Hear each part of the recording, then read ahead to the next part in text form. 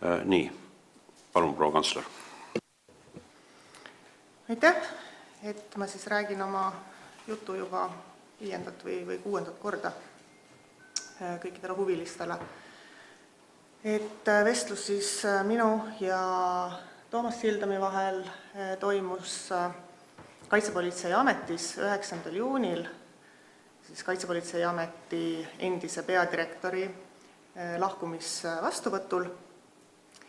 Kindlasti ei ole ma detailides ülimalt täpne, kindlasti ei suuda ma väga täpselt tsiteerida seda vestlust enam, aga Toomas Sildam väljendas muret selle üle, et milline on presidendi kantselei rahaline seis ja et Rahandusministeeriumis on siis taotlus täiendavate vahendite eraldamiseks.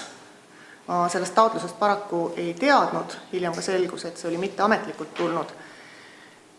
Ja lühidalt siis kokkuvõttes suundus vestlus sinna, et meil on ka valitsuses siis terve pakett seadusi, mis oleks vaja presidendi poolt kiiresti välja kuulutada, sest nende jõustamistähtaeg saabus.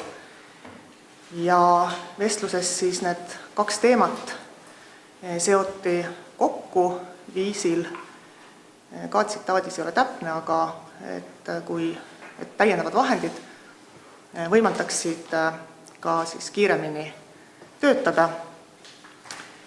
Nentisin, et selline vestlus ei ole kohane, tundsin ennast häiritult sellest ja lõpetasimegi minu mäletamist mööda siis vestluse selle nentimisega, et neid asju ei ole kohane kokku siduda.